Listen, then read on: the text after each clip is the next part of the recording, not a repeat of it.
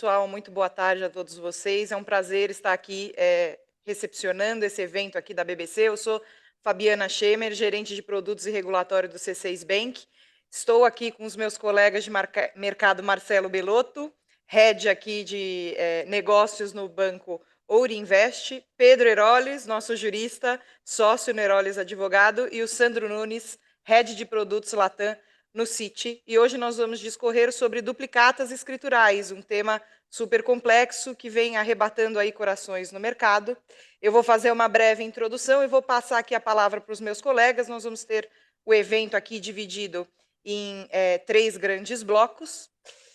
E eu vou começar esse primeiro bloco apresentando uma introdução e um overview sobre o tema de duplicatas escriturais. Então, a duplicata é um título de crédito que foi criado pela Lei 5474, essa é uma lei de 68, e o intuito da duplicata, num primeiro momento, é facilitar a negociação de recebíveis. Claro que com uma lei de 68, é uma lei obsoleta, isso não é muito fácil, então o legislador criou, no momento posterior, a Lei 13.775, que é a Lei de Duplicatas Escriturais, permitindo que esse título circule sobre a forma escritural, e outorgou para o Banco Central, que é a nossa autarquia aqui regulatória, a função de regulamentar a matéria. O Banco Central assim o fez por meio de 3 resoluções, que basicamente são a 4.815, que é a regulamentação direcionada aqui para os bancos, a resolução 339, que é a resolução que dispõe sobre escrituração, atividade de escrituração direcionada para as escrituradoras, e também a resolução 443, que é a resolução que dispõe aí sobre o boleto dinâmico, que é o meio de pagamento que será atrelado à nossa duplicata escritural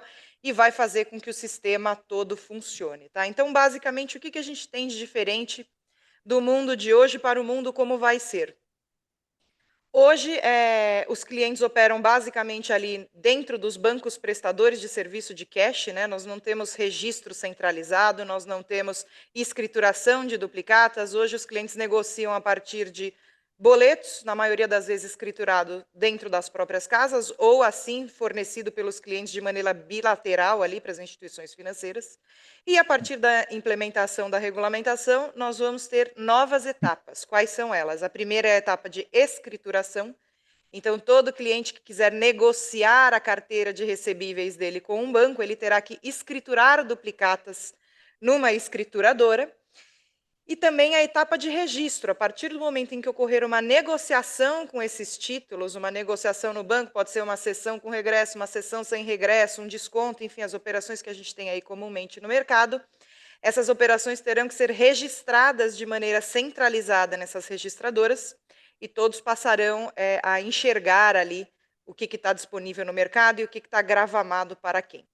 Nós também temos impactos importantes aqui referentes à colheita de manifestações comerciais nesses títulos. Então, a duplicata é um título que pressupõe ali o aceite do sacado, que pressupõe a vinculação de uma nota fiscal. Então, temos vários desafios aqui de construção, impactos de jornada, e hoje eu vou trocar aqui uma bola com os meus colegas de como a gente faz isso da melhor maneira possível. Então, eu já mencionei que esse evento vai ser dividido em 3 blocos. No primeiro, nós vamos entender o que muda para clientes e para instituições. No segundo, nós vamos falar sobre os desafios tecnológicos desse novo modelo. E no terceiro, nós vamos olhar para a agenda regulatória do Banco Central e próximos passos, o que vem pela frente, quando vem. Ao longo da conversa, eu quero que vocês fiquem super à vontade para mandar perguntas pelo chat. Nós vamos fazer o maior esforço aqui para responder todas de maneira online. O que a gente não conseguir, nós vamos enviar para vocês depois via e-mail, então fiquem aí totalmente confortáveis. Vou dar início aqui ao nosso bloco 1, que é o que muda para clientes e instituições com a regulamentação.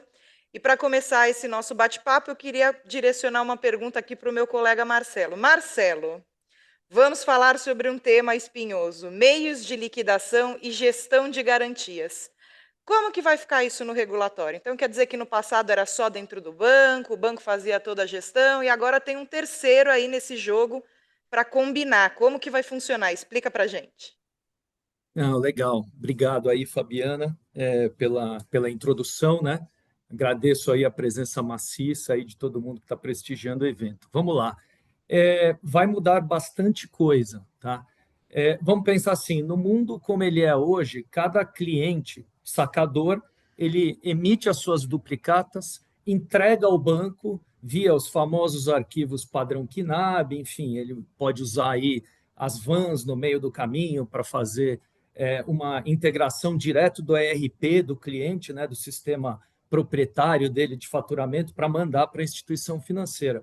Isso vai acabar. Por quê?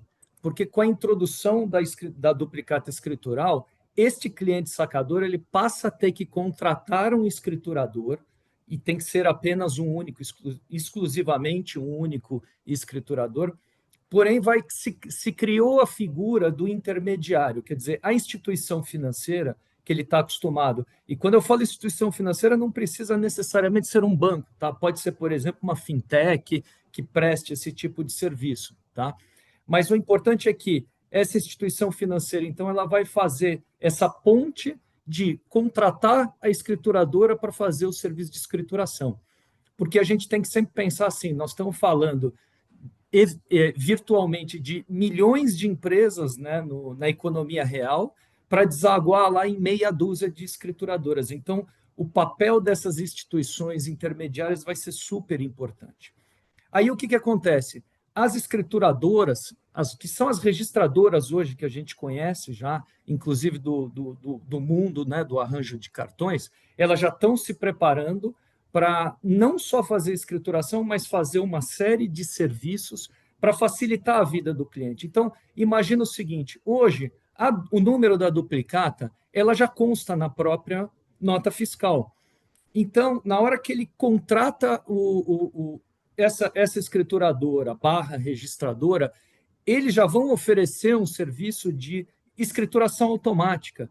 Então, o que acontece? O que significa isso? Ela vai autorizar, via esse intermediário, que vai fazer esse elo de ligação, para que essa escrituradora ela busque a informação da duplicata diretamente nos GBDs oficiais, por exemplo, no Cefaz, né, que é o órgão que reúne todas as notas fiscais. Então, se o ERP da empresa ela gera o número da duplicata lá, a empresa não vai mais ficar mandando duplicata para banco, duplicata para cá, via arquivo para cá, via arquivo para lá. Ela vai fazer uma integração única que pode ser, inclusive, feita com este intermediário para se chegar na escrituradora. Então, aí o que vai acontecer? Todas as duplicatas que são emitidas por ele já vão constar nessa base. Então, mas aí, para fazer esse onboarding, é um negócio importante. Os sacadores, os clientes sacadores, eles vão ter que enriquecer essa base com todas as informações dos sacados, que é o ponto que a Fabiana estava colocando, que tem uma etapa nessa história que é o aceite do sacado. O aceite do sacado é um negócio assim, ele já está previsto nessa norma lá de 1968, só que, infelizmente, como no Brasil tem muitas leis que não pegam, o fato é assim, o aceite ele é uma coisa obrigatória, mas não é de fato utilizado. Por quê? Porque no relacionamento comercial é muito difícil uma empresa chegar para o seu cliente e obrigar ela que ela aceite aquela dívida que ela tem para consigo, né? Mas o aceite é uma coisa muito importante e aí entra no outro aspecto que você me perguntou, que é a gestão de garantias, porque uma duplicata aceita pelo sacado, ela tem para o financiador uma validade do ponto de vista de crédito muito mais importante que uma duplicata que não está com aceite. Óbvio que as instituições elas se cercam de outros elementos, né? Como pedir lá o canhoto da nota fiscal e tudo mais para saber se a mercadoria foi entregue, se o serviço foi prestado. Tá? Mas o papel, então, da escrituradora, ela vai atuar como um hub único, né? Onde vai estar lá todas as duplicatas, e aí, se ele não tiver com a escrituradora A tiver com a escrituradora B tiver com outro financiador, esse financiador, mediante uma autorização do cliente sacador, que aí a gente assemelha, a expressão que a gente usa é o opt-in, que é uma autorização, nada mais é do que uma autorização que o meu cliente, que escritura, por exemplo, em outra registradora que não é a que eu uso, ele me autoriza para eu ir lá e enxergar todo esse conjunto de duplicatas dela. Aí o que muda agora na ponta do financiador, né?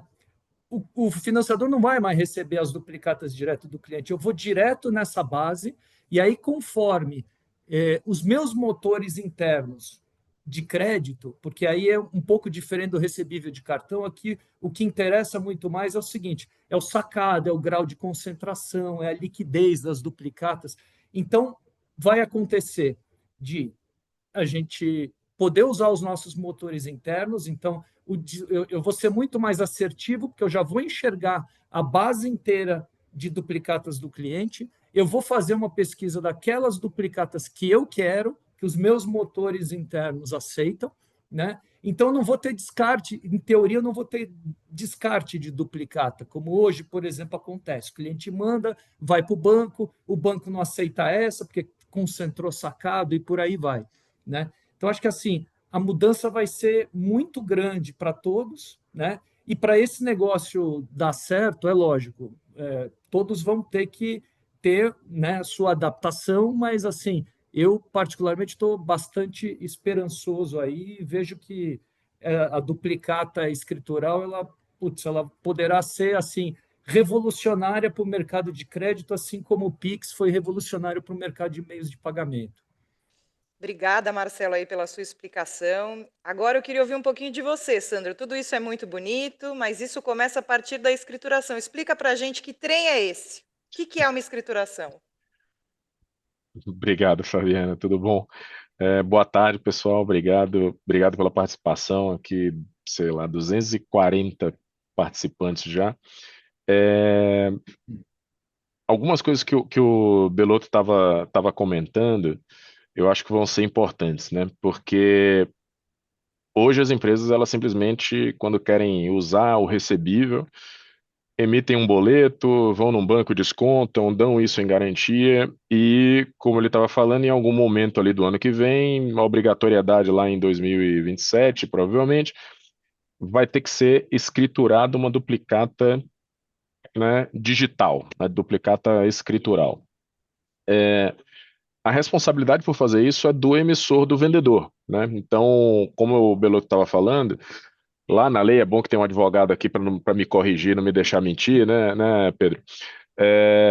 Lá na lei antiga, o vendedor ele tem o direito de emitir essa duplicata, que é um título de crédito, né, contra o seu cliente. E ele vai poder fazer isso. As escrituradoras vão criar esta duplicata a partir da fatura, que é o que está lá na lei, não é da nota fiscal. E isso já cria uma responsabilidade inicial ali para a empresa que está vendendo, né? Eu estava aqui num evento hoje aqui no City com clientes e a gente estava discutindo justamente isso. Se eu sou um sacado e eu recebo uma notificação de uma duplicata que foi criada para eu pagar, né, no futuro por um fornecedor meu, se essa duplicata ela não tem uma nota fiscal atrelada, ela tem apenas o número da fatura, vai ser muito difícil que o sacado consiga reconciliar essa duplicata com a mercadoria que ele comprou, com o serviço que ele comprou, porque apesar de na nota fiscal existir o campo de você colocar fatura vencimento, na prática a maioria das empresas não usam isso. Então não são campos obrigatórios. Então quando você vai olhar as notas fiscais de entrada de mercadoria ou de serviço é pior ainda, porque a prefeitura então nem necessariamente tem espaço para você colocar isso. Então, se a duplicata, quem está vendendo, escriturar, pedir para a escrituradora escriturar uma duplicata e ele não informar a nota fiscal para que ela já nasça com a nota fiscal atrelada, pode acontecer de o sacado eventualmente até rejeitar essa duplicata, porque ele não vai conseguir identificar, né, pelos motivos de regra lá de rejeição, você tem um dos motivos é a falta de receber, não recebi a mercadoria. Então, eu posso até ter recebido a mercadoria, recebi a nota fiscal, mas como que eu digo que essa mercadoria, essa nota fiscal que eu recebi é desta duplicata, se a duplicata não tem o número da nota e a nota fiscal não tem o número da fatura. Então, eu não consigo juntar as duas coisas. Então, a primeira responsabilidade das empresas que estão vendendo a prazo e querem usar esses recebíveis é mais do que a responsabilidade, né? Se ela quer realmente que esse recebível, que essa duplicata seja de fato útil, né? é muito importante que se crie essa duplicata junto com a nota fiscal, porque vai ficar mais evidente, né, que aquele seu título de crédito você vai poder cobrar em relação a uma venda que efetivamente você fez. Então, como isso vai ser feito? Ele vai poder ser feito diretamente com as escrituradoras, mas o que a gente percebe no mercado é que, obviamente, todos os bancos, fintechs, etc., vão prestar esse serviço para as empresas e escrituradoras de receber seus arquivos de cobrança, né? Provavelmente vai ser um arquivo no formato de boleto normal, e usar este arquivo para encaminhar para a escrituradora, e a escrituradora, a partir daí, ela cria aquela duplicata, além do modelo que o Beloto comentou, da escrituração automática. Mas a escrituração automática pressupõe que o emissor da nota fiscal coloque na nota fiscal número da fatura e data de vencimento, porque se não tiver número de fatura e data de vencimento, não tem como criar uma duplicata se você não sabe o número da fatura e muito menos a data de vencimento. Ainda tem uma nuance aí fala-se muito, algumas escrituradoras falam muito disso, né, de escrituração automática. Eu sou um pouco cético em relação a isso, porque primeiro que nota fiscal de serviço ninguém vai conseguir escriturar automático, porque ninguém consegue conectar com as prefeituras, né? Tem 5.000 prefeituras, não vai dar, né? E as notas fiscais de produtos e frete depende da Cefaz de cada estado de você permitir fazer esse acesso. E hoje, São Paulo, por exemplo, não tem. Então, metade do Brasil tem, metade não tem, do ponto de vista de volume, né? Então, vai ter escrituração automática? Até vai, mas num pedaço ali e no resto não. Então, é, é, eu acho que o que fica aqui de recado para as empresas que estiverem assistindo e para os bancos também, né, os participantes aqui do mercado, é que falem com as empresas, alertem para isso, porque as duplicatas elas vão ter uma gradação de valor. Uma duplicata que tiver nota fiscal, que tiver aceite, que tiver tudo bonitinho, pô, vai valer mais do que uma que não tem nada, né? Eventualmente, essa uma que não tem nada pode até ser rejeitada por esse motivo que eu comentei, né? E agora eu queria ouvir você, Pedro. Contaram para mim, para o Marcelo e para o Sandro que o sistema ia ficar bem mais seguro com a duplicata escritural, com a notificação. A gente queria que você comentasse aqui um pouco sobre a sua experiência com registro centralizado, com títulos escriturais. Vai trazer segurança para o modelo ou não vai? Qual que é a sua visão sobre esse tema? Obrigado, Fabiana. Bom, antes de tudo aqui, boa tarde a todos. Um prazer enorme estar aqui no ABBC Talks. Aqui a minha tarefa ficou mais fácil para falar depois do Marcelo e do Sandro, que fizeram uma explicação super completa do sistema. E aqui, para tentar complementar e contribuir um pouco para as discussões hoje, eu vou me remeter a um pouco das discussões que eu tive com o Banco Central, por conta até de um trabalho que a gente conduziu no escritório com relação a duplicatas escriturais, que foram algumas discussões lá com o Denora, especificamente com o Madilson. E a gente remetendo digamos assim, ao primeiro grande projeto de registro de registradoras do Banco Central, que é o registro de recebíveis de cartão. Que começa com a consulta pública 68, ali tem um regime transitório, depois um regime definitivo, e ali depois com algumas alterações. A gente tem aqui uma lógica muito similar para a questão das duplicatas escriturais, ou seja, a ideia toda de se registrar esses recebíveis primeiro, facilitar a negociação, ou seja, a antecipação desses recebíveis, a constituição e a concessão de crédito com garantia nesses recebíveis, evitando uma série de problemas. Aqui fica exemplificado de alguns problemas que aconteceram por conta dos recebíveis de cartão, como a questão da trava bancária, que nada mais é do que você segurar ali os recebíveis acima de um limite do collateral que o determinado estabelecimento estava dando para aquele empréstimo, dentre outras questões. Agora, por que que eu tracei esse paralelo? E esse exemplo foi dado até pelo Mardilson em uma das discussões que a gente teve.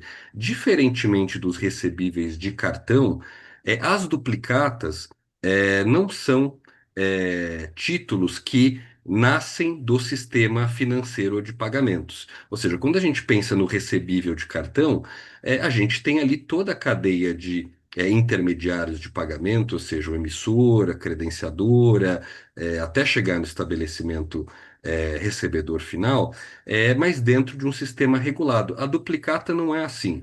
A duplicata, ela surge, obviamente que sempre existiram operações bancárias envolvendo duplicata, antecipação de recebíveis de duplicata, etc. Mas a princípio você tem um sacador e um sacado sem a intervenção ou a inclusão desse tipo de operação no sistema financeiro. Então, a partir do momento, ou o sistema de pagamentos, na medida em que o Banco Central, por meio inicialmente da Lei 13.775, das regulamentações que se seguiram daí, Resolução 339, eles incluem isso no âmbito das registradoras, algumas adaptações precisam ser feitas. Então, o Sandro até mencionou muito bem o papel dos escrituradores. A gente pode passar para fazer um paralelo aqui de forma imperfeita. A gente pode colocar o papel do escriturador no sistema da duplicata escritural de forma muito parecido com o papel do credenciador nos recebíveis, ou seja, aquele papel de levar a registro esses recebíveis e de ser um centralizador das pontas entre pagador e recebedor. Mas que foi uma figura que precisou ser criada pelo Banco Central justamente por esse fator da duplicata não ser um título que se inclui no âmbito de sistema financeiro e de pagamentos, mas que é trazido pela regulamentação para esses sistemas. Então, toda a ideia de segurança que nós vemos no regime de recebíveis, no sentido de segurança das transações, facilitação nas negociações, é algo que se estende à lógica do sistema de duplicatas escriturais. Bom, eu vou parar por aqui, são meus comentários iniciais, depois a gente vai ter também sessão de perguntas, mas para aí a gente encerrar minha parte nesse primeiro bloco. Obrigado. Obrigada, Pedro, Marcelo, Sandro, pelos comentários. E agora, pessoal, nós vamos entrar no segundo bloco do evento, que é a parte de desafios tecnológicos, também um tema que está quente. E eu queria começar esse bloco voltando com o Sandro. Sandro, o tal do boleto dinâmico previsto na 443, a nova cobrança, como que essa solução vai se integrar a toda essa infraestrutura da duplicata que a gente vem comentando aqui? Boa, boa, Fabi. Eu vou aproveitar essa sua pergunta, e eu estou vendo que já tem algumas aqui, e eu acho que dá para linkar com umas duas perguntas que apareceram ali como que vai ser essa adaptação do sacado, né? Porque o boleto, ele nasce justamente para, esse boleto dinâmico, ele nasce justamente para facilitar o pagamento do sacado. Porque o que está na lei? O sacado agora. Outro dia, o Pedro falou do Mardilson, estava no outro evento da BBC lá que a gente fez lá no Banco Central, estava conversando com o Mardilson, com o Ricardo, e o Ricardo trouxe um insight que eu achei muito interessante. Ele disse que, no tempo, as empresas vão se adaptar a deixar de pagar alguém para pagar alguma coisa, né? Então, na prática, o que a duplicata obriga os sacados é exatamente isso. Antes você pagava o seu fornecedor. No momento que você paga o fornecedor a prazo, você negocia uma compra a prazo e o fornecedor vai emitir uma duplicata, você passa a ser obrigado a pagar ao titular da duplicata, né? Você tem que pagar a duplicata e não necessariamente o fornecedor que foi o emissor original dessa duplicata. Isso vai, obviamente, criar um problema para os sacados, né? Porque as empresas, né, estão acostumadas ali a cadastrar o fornecedor no seu sistema e tal. Então agora ele vai ter que ir lá na escrituradora, ver quem é o dono da duplicata lá no dia do vencimento, porque também não adianta eu olhar hoje, né? Se ela vence daqui a 90 dias, ela pode mudar de mãos daqui até lá. Então não adianta eu olhar hoje, a duplicata é da Fabi, vou agendar o pagamento para a Fabi, mas ela vendeu para o Pedro, depois o Pedro vendeu para o Belotro, né?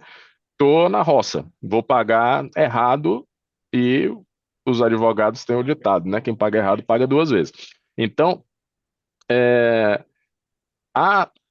sabendo deste problema, né? Não exatamente desse problema, mas dessa situação que está na lei, né? Não é nem causada pelo Banco Central, o Banco Central buscou uma forma de facilitar esse pagamento para os sacados. Então, a primeira dela é justamente o boleto dinâmico. É um boleto adaptado, é o boleto que todo mundo conhece, mas que ele vai passar a ser vinculado à duplicata. Então, quando o pagador, né, o sacado, ele pagar aquele boleto, o mesmo boleto desde o começo, o dinheiro não vai mais para o emissor do boleto, ele vai para o último dono da duplicata lá no dia do pagamento. Vai para quem for o pagador, o dono da duplicata no dia que você pagou o boleto. E isso vai ser feito de forma transparente para quem está pagando aquele boleto. Previsão é que vai ficar pronto, as últimas estimativas aí que eu ouvi é final de 26. Então ainda vai um tempinho. E existe discussão no Banco Central de você criar um Pix dinâmico, mas esse não tem nem prazo, né? Está ainda no campo ali das discussões. Mas basicamente o boleto dinâmico é isso. Ele não resolve todos os problemas, tá? Porque, como todo mundo que está aqui sabe, deve ter grandes empresas aqui participando, tem bancos, tem muita empresa que não paga boleto, né?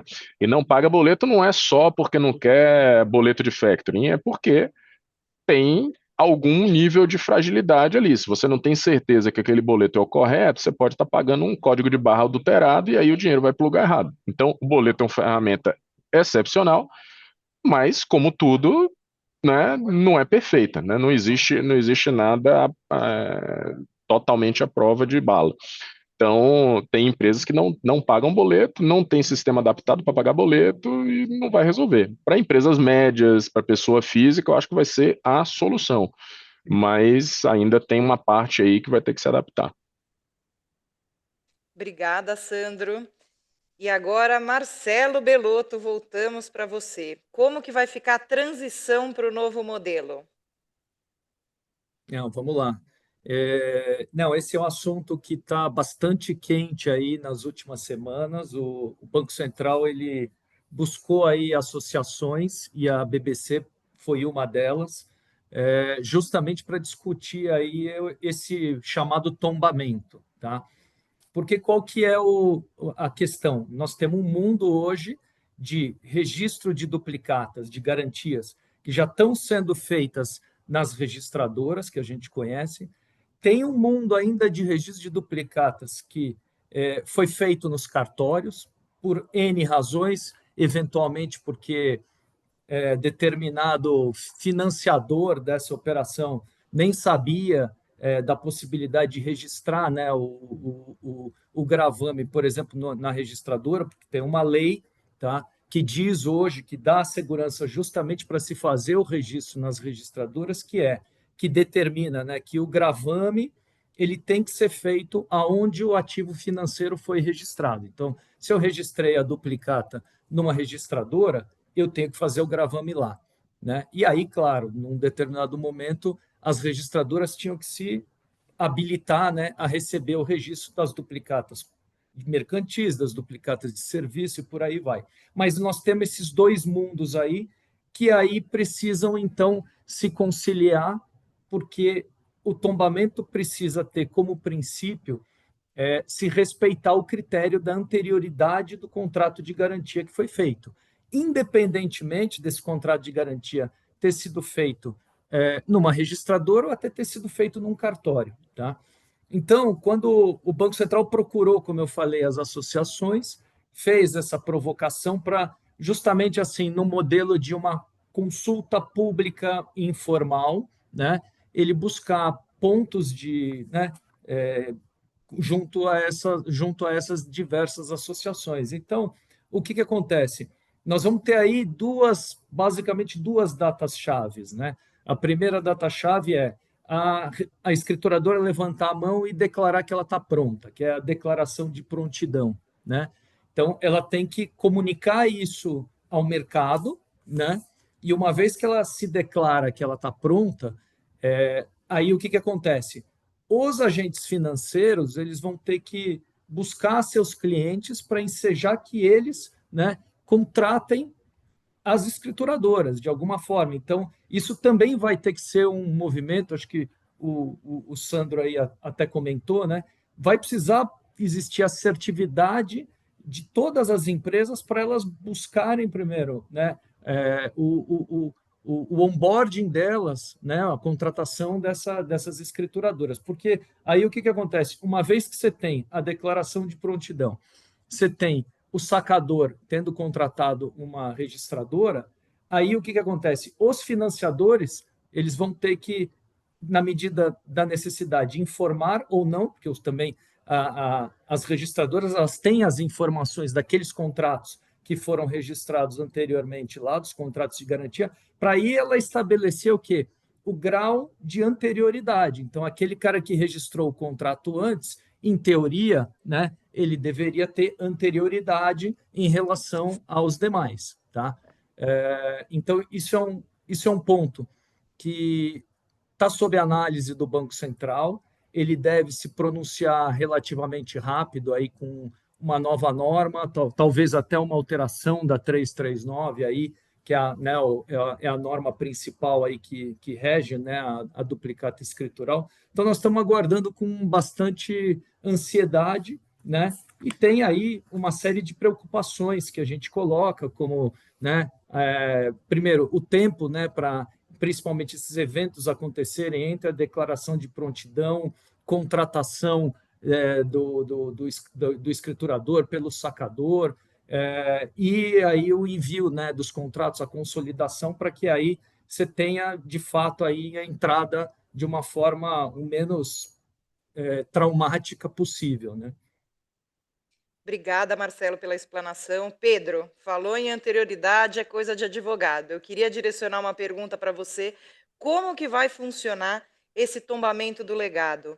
A gente vai ter aí um registro centralizado, né? Vai sanear ali o que a gente tem hoje no mercado, mas temos um passado sombrio aqui para equalizar. Então, temos registro em papel, registro em RTD digital, já alguns registros feitos em escrituradoras habilitadas pelo Banco Central para atuarem na atividade de registro? Como que você vê essa questão do ponto de vista jurídico? É, esse de fato é um problema a ser equacionado, e a gente teve algum ruído quando a gente pega o exemplo do regime de registro de recebíveis. E acaba sendo sempre uma lição, no sentido de que já houve uma lição aprendida com o sistema de recebíveis. De fato, a gente tem uma solução para futuro. Quando a gente pega a 339, existe uma previsão específica de que os sacadores, isso em uma relação com os escrituradores, observadas ali as restrições que vão precisar ser retiradas para que isso ocorra de forma plena, vão precisar, dali por diante, emitirem todas as suas duplicatas de forma escritural. Então, de fato, eu acredito que a gente vai precisar de uma certa eh, acomodação dessa transição. Eu não acho que vai ser fácil. A gente precisa ter também em vista que as duplicatas, elas, em grande parte, elas são de menor prazo. A gente não tem um diferimento tão grande em grande parte de duplicatas. Então, talvez não seja um problema tão difícil de ser equacionado. Mas, da mesma forma como houve, para quem se lembra do que aconteceu no registro de recebíveis, a gente tem esse princípio da anterioridade do registro e de oneração dos recebíveis. E houve todo um problema no início de quem seria de recebíveis que estavam onerados em sua totalidade para vários empréstimos que um determinado estabelecimento comercial tinha. Existiam umas cláusulas catch-all no sentido, ó, todos os recebíveis, presentes e futuros de todas as vendas vão ser onerados em favor do credor X. E aí esse estabelecimento comercial tinha esse tipo de contrato com a instituição A, instituição B, instituição C. que acontece? No momento em que entra em vigor registro de recebíveis, a gente tem ali as instituições A, B e C pleiteando a sua primazia sobre esses recebíveis, e aí é sujeito a uma insegurança jurídica tremenda. Isso vai precisar ser equacionado de uma certa forma, e acredito que o Banco Central vai ser muito importante nessa fase de transição. Obrigada, Pedro. Bom, pessoal, agora eu vou entrar aqui no terceiro bloco do nosso evento, que é a agenda regulatória e próximos passos, e ao final vou abrir para perguntas aqui, já temos várias perguntas muito interessantes, obrigada aí pela participação de todos. Em relação a esse último bloco, eu vou passar aqui um overview bem rápido de quais serão os próximos passos do que vem no mercado por aí. Então, primeiramente, nós vamos ter uma etapa de testes, essa é uma etapa de teste que vai acontecer entre escrituradoras e registradoras, porque o Banco Central está tomando cuidado dessa vez de testarmos previamente como vai ser o funcionamento da interoperabilidade, né? Então, como que vai ser a conversa entre essas entidades? Em cartões tínhamos 3, agora aqui, se não me engano, já temos 8. Qual que vai ser a resiliência para a recepção e tratativa desses arquivos? Então, vai ter uma primeira etapa ali de testes de interoperabilidade, podemos assim dizer.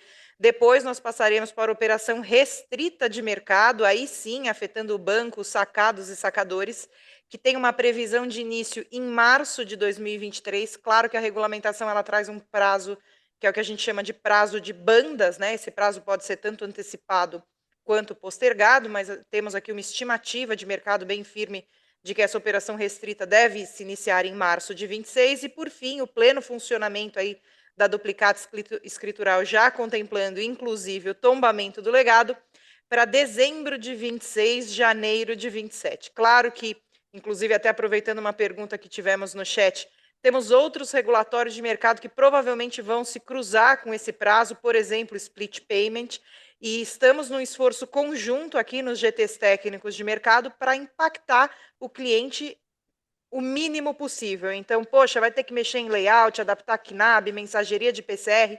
Vamos fazer isso uma única vez, né? Vamos tentar aí casar esses prazos. Ainda estamos com uma agenda incerta e incipiente, mas acreditamos que unidos vamos chegar lá.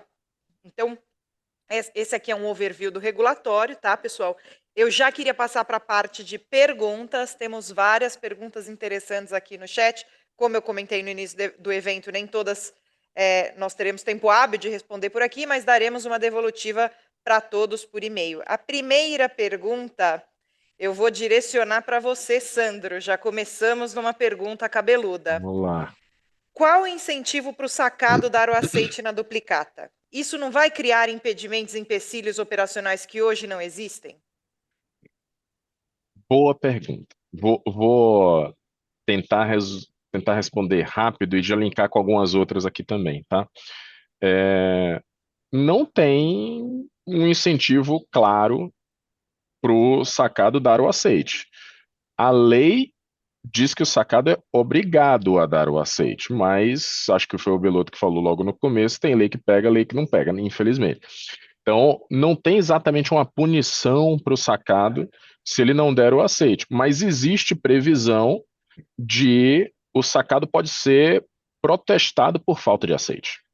É extremamente incomum, principalmente hoje em dia, né? Então, assim, nunca ouvi falar de um caso de um fornecedor que protestou o sacado por falta de aceite. Mas, em tese, né, existe a chance disso acontecer. Na prática, eu acho que não vai ter esse incentivo, né? O incentivo do sacado vai ser muito mais de evitar problemas. E aí é muito mais do lado da rejeição das duplicatas fraudulentas, emitidas erradas, etc., do que de dar o aceite naquelas que estão corretas, né? Talvez no tempo exista uma expectativa de que as empresas comecem a se adaptar nesse processo e comecem a fazer isso, né? Teve uma pergunta aqui relacionada, acho que falando do boleto, falando, pô, mas não é um retrocesso, né? Porque as empresas, exatamente o que eu comentei, as empresas nos seus ERPs, principalmente as grandes empresas, médias, grandes, não permitem pagamento a um terceiro que não é o fornecedor. Então, o Marcelo é fornecedor da minha empresa, eu cadastro o Marcelo e a conta do Marcelo. eu não consigo pagar o Pedro, eu só consigo pagar o Marcelo justamente por questões de segurança interna, etc. E às vezes também não permite pagar boleto também pelos mesmos motivos.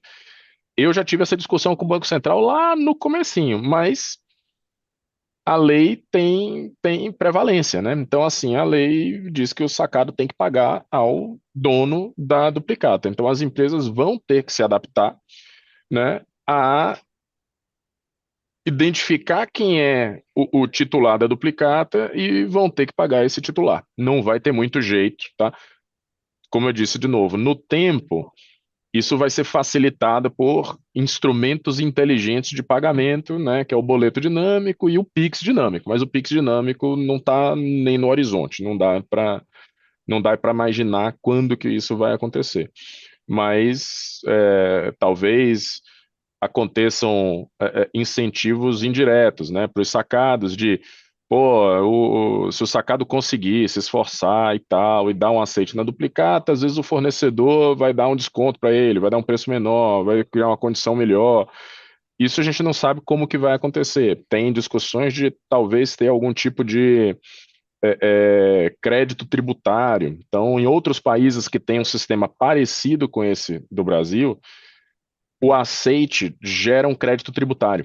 Então, acho que é no Chile, se o incentivo do sacado para dar o aceite e facilitar a vida do fornecedor é um crédito tributário. E aí teve uma outra pergunta ali, como é que liga com split payment e tal. Tem alguma coisa relacionada com isso. No split também tem, né? Se o sacado paga, tem uma previsão lá de se ele paga via split payment, ele vai se beneficiar desse crédito. Se ele não quer pagar via split, ele não vai tomar esse crédito. E aí pode ter algum tipo de vínculo com o mundo duplicata lá na frente, mas esse é um problema mais cabeludo ainda do que o da duplicata. Sandro, eu posso fazer um comentário aqui, se você me Claro, permite? É bastante importante lembrar que, obviamente, que o aceite, sem razões ali, sem motivos devidos, ele sujeita a duplicata a protesto. É bem importante, lembrar você fala disso. a rejeição, você quer dizer, né? A rejeição do aceite. Então, ela Isso. sujeita a protesto com todas as consequências aí para o devedor. Então, ele não é um fato, Não, inócuo do ponto de vista jurídico. exato, bom ponto. É que eu estava falando que deixar de dar o aceite, mas Isso. não simplesmente Uhum, não uhum. se abster de manifestar, teoricamente pode ter essa consequência, porque eu Sem posso razão, protestar né? por falta Uhum. de aceite. E pior, eu já ouvi gente falando para as empresas, não, rejeita tudo para você não ter o problema. É potencialmente pior, porque você só pode rejeitar pelos motivos previstos na lei. Eu não posso rejeitar uma duplicata só porque eu não quero que o cara desconte. Eu não posso rejeitar uma duplicata porque eu não quero ter o trabalho de pagar o terceiro.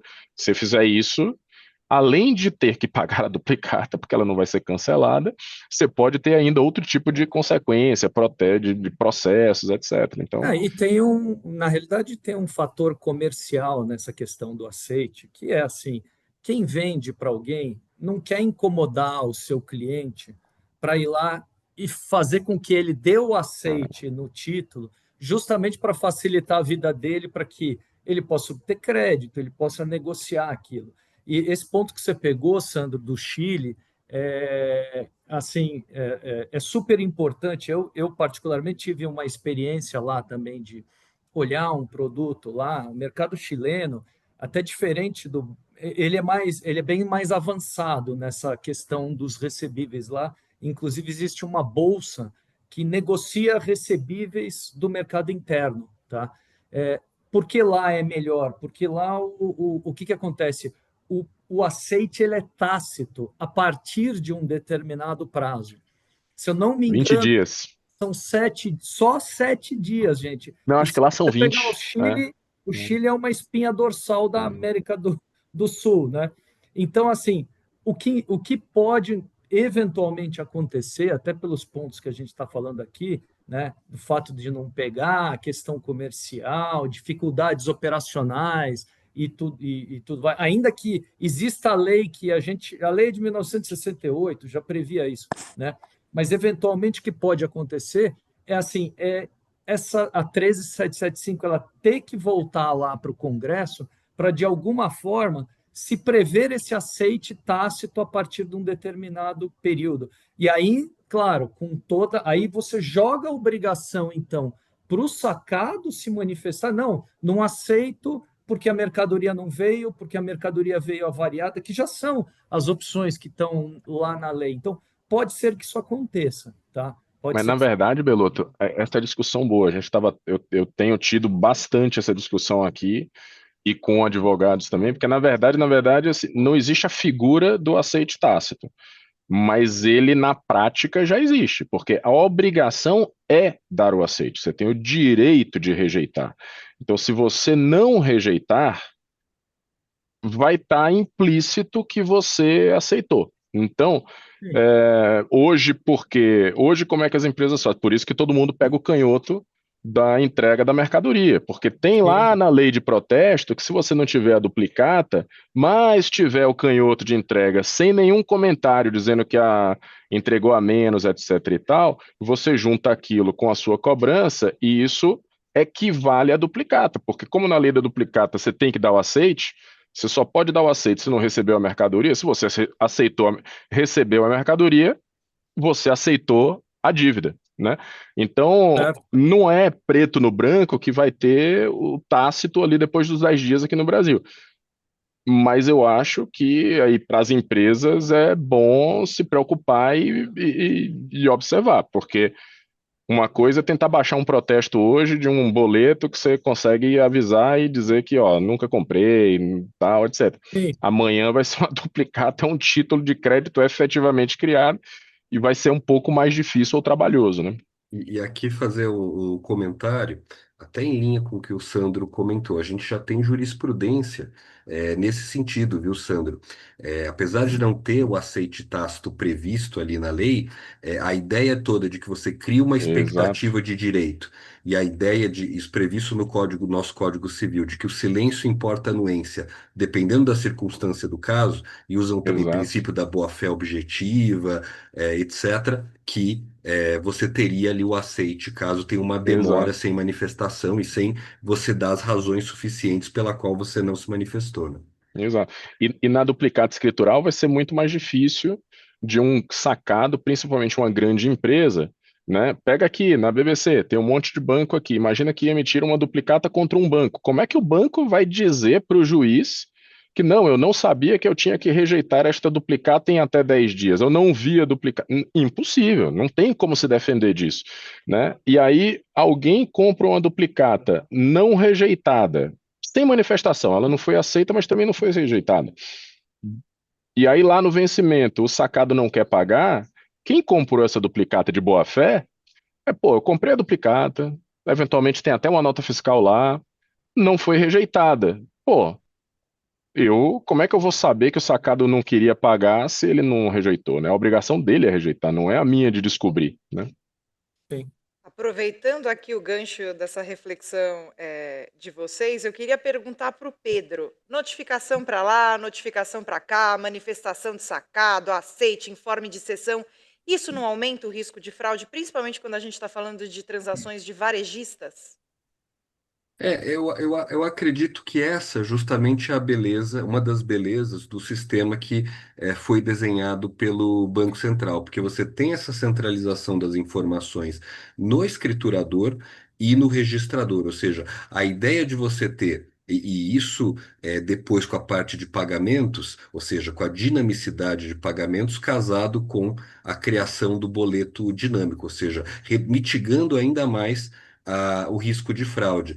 Então, na minha opinião, justamente por essa centralização das informações no escriturador e no registrador, e que são duas figuras que vão estar ali autorizadas e supervisionadas pelo Banco Central, é justamente aí que eu vejo que a gente tem essa mitigação de assimetria de informação e das fraudes, né, consequentemente. Eu só queria pegar um gancho nesse negócio da notificação, da forma como eu tenho visto que as escrituradoras estão montando, né?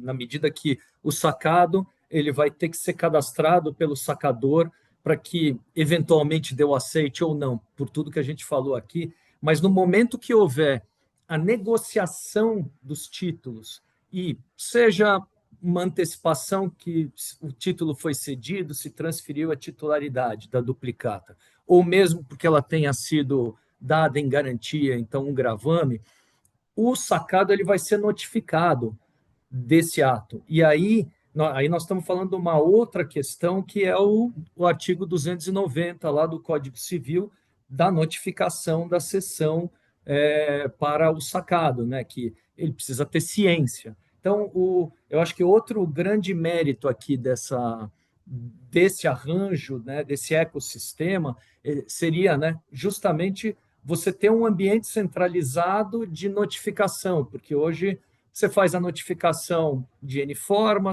pode ser até notificação via boleto, que você coloca lá, sei lá, 2, 3 linhas, né, que o título foi cedido, não sei o quê. E, lógico, todo mundo, os financiadores aqui que estão aqui em peso, aqui, por exemplo, né, eles têm toda a preocupação de que amanhã, se eu precisar executar, eu tenho que ter uma segurança de que o sacado me reconheceu como o legítimo novo credor, né? Então, acho que o ambiente aqui também que está sendo criado, né, ele vai ajudar a unificar, né, a notificação para que seja, então, você tenha lá uma trilha de auditoria, né, e aí até em juízo você possa buscar, né, através dessa trilha de auditoria, uma evidência de que o sacado ele foi notificado e tomou ciência disso.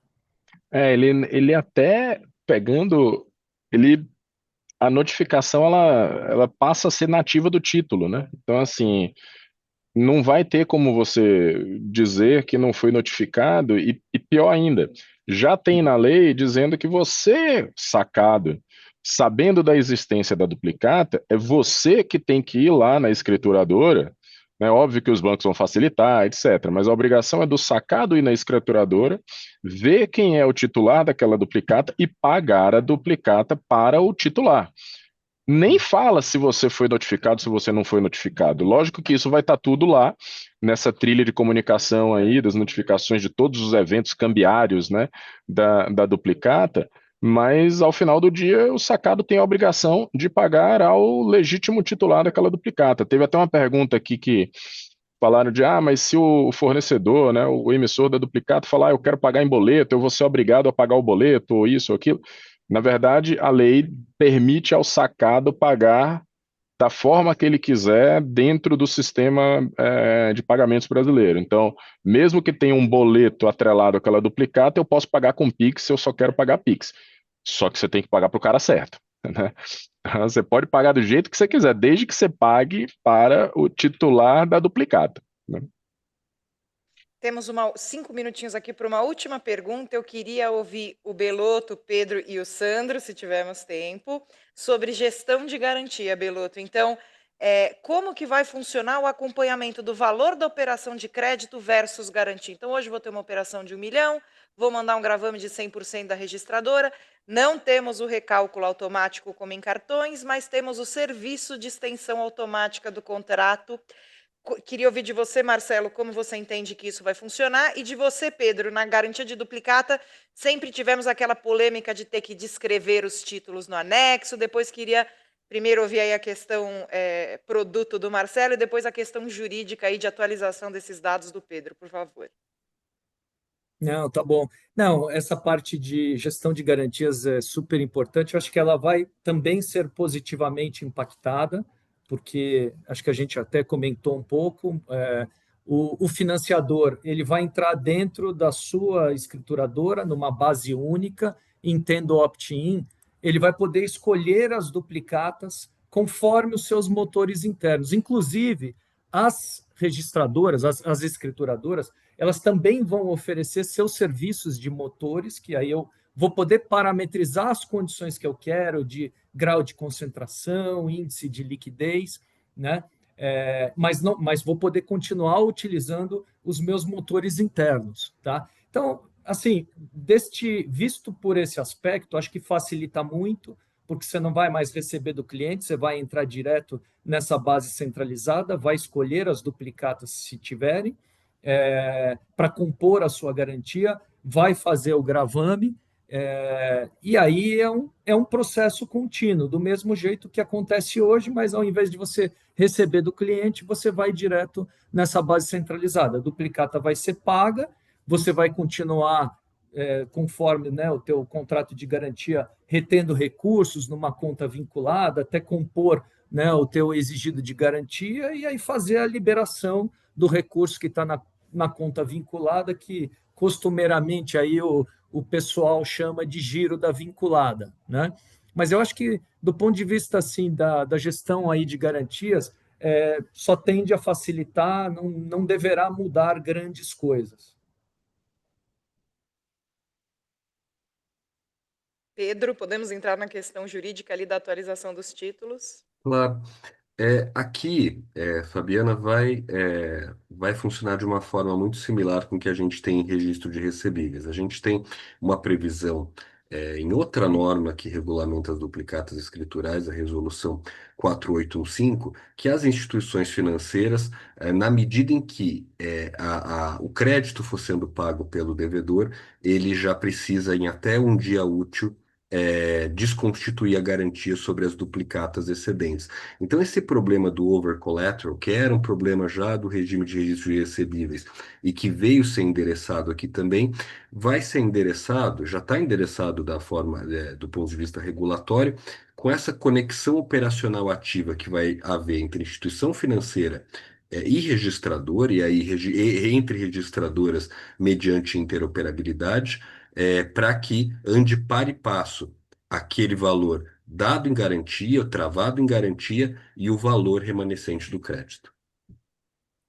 Obrigada, Pedro. Bom, pessoal, já vamos aqui para o encerramento do nosso ABBC Talks. Queria agradecer o Marcelo Belotto, Pedro Heroles, Sandro Nunes, a presença e participação de todos que interagiram. Essa é uma agenda evolutiva, nós vamos trazer mais conversas nessa linha aqui para vocês. Agradecemos a presença de todos, muito obrigada e até o próximo ABBC Talks, pessoal.